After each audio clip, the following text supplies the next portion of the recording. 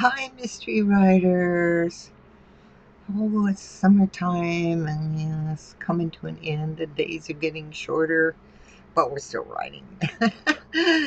Okay, so welcome to the studio. And today, just a quick thing about um, some writing mistakes that can pop up and what you need to do to notice them.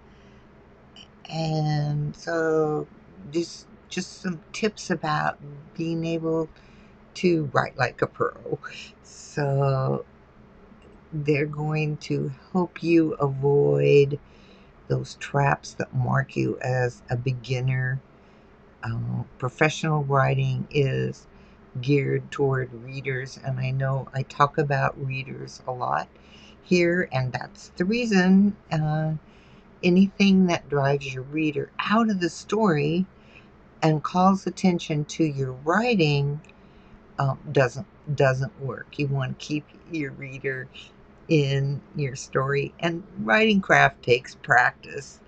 And the benefit to you is readers like your story, and the more you write, the more your craft will improve.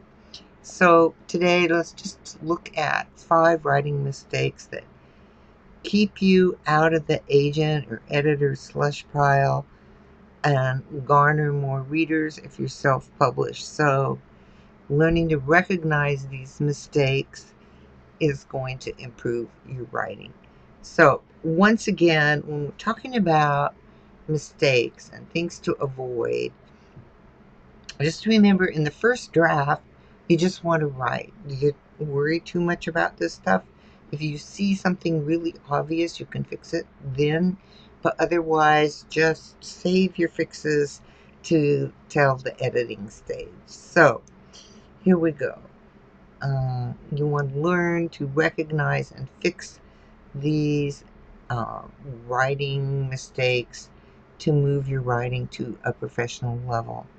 As your awareness builds, you'll be able to avoid them at that first draft level and you won't even have to think about them anymore. Okay, so one of the first ones that screams beginning writer is your characters bellow, whisper, or exclaim, or whine.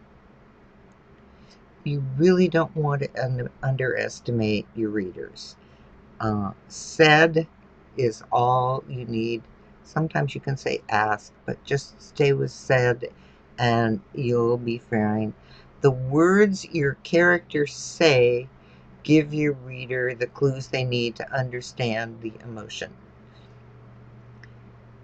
Readers mentally, they just skip said. When you put said in there, they'll just skip it. And so said keeps them in the story. If you're whispering or exclaiming, um, your reader's like, what? That isn't how I read that. So even in long dialogue exchanges, you don't need to use said often. What the character is saying gives your reader a clue as to who's speaking. Every once in a while, if it seems unclear, you can add the said. So, um, if you need to emphasize an emotion, then do it with action, all right? So, Craig pounded the table with his fist and said, all right, but stick with said or ask. That's all you need. Um, Save the emotions for what the character is actually saying. Using italics for emphasis. Uh, these are just like exclamation points. You don't need italics to emphasize words or phrases. If your character is thinking, write the sentence so the readers know that your character is thinking, and that saves you from having long passages of character thoughts written in italics. So cut the italics, trust your reader, okay? Um, And then another one, the third one, is you head hop in a scene. And I know I've talked about this before. Each scene has one point of view. So keep the reader in that character's head. Hopping back and forth between characters' heads confuses readers because they don't know where the focus of the scene is. Um, if you want to get into another character's head, write a different scene from that character's point of view. And so just stick with that rule of thumb that it's one point of view per scene.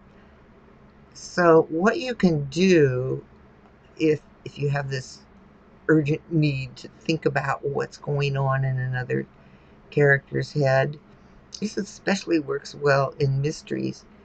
It can seem to your point of view character that the other character is thinking whatever they're thinking. We don't know that. We only know what that point of view character thinks they're thinking. But you have to stay in the point of view character's head. All right. The next one is weighing down nouns and verbs with all kinds of modifiers of adjectives and adverbs. So this is really a writing craft, and it's something you can do in the editing stage where you look for strong verbs and you look for specific nouns. So you aren't overloading with adjectives and adverbs. So you want to choose your words with precision, and this is definitely an editing step that you need to go through. The more precise you are with those verbs and nouns, the less you need adverbs and adjectives. So use strong active verbs and forget the adverbs. And one of the things you can do in your editing process is search for words that end in ly, and just make sure that you usually can substitute a stronger verb and take out the adverb. Um, so stop, cut the adverb, and use a strong verb. Okay, another one that happens happens especially with beginning writers, but it can happen to anyone, and that is you show off your smarts. Readers don't really care how smart you are. I'm sorry, they don't. Readers don't care how smart you are. They just want the story. So don't use big words when a normal, everyday, simple word will do. Skip over writing complex descriptions to show how much you know about something. Just get out of the reader's way so they can enjoy your story.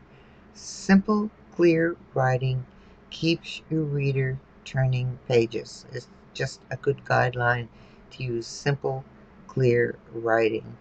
Oh man, I have read some first writer things that were next to unreadable because they kept using all these long, big words to show how smart they were.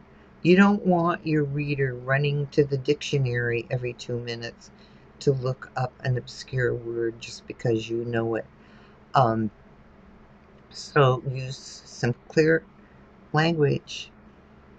And the other thing I wanted to say about editing, it is a process, and it's not a one-time read-through. When you pick up your manuscript after that break, you read through the entire story for smoothness and plot holes, and you take notes, all right? And then you read through multiple times. So of the 5 errors I just mentioned, you can read through 5 times.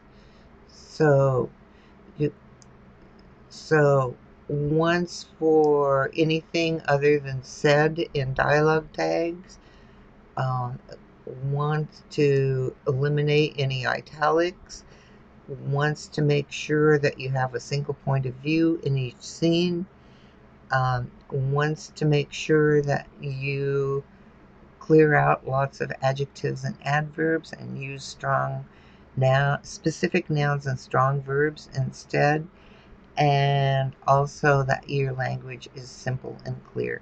Those are 5 different edit read-throughs. I know editing is a lot of work. So don't worry about these things while you're writing your first draft. Just write your story. That is the goal of the first draft. And remember that art comes from craft. And so keep practicing your craft. That's why it's so important to keep writing. You'll be way ahead of novice writers who ignore writing craft and then think a story idea is all it takes.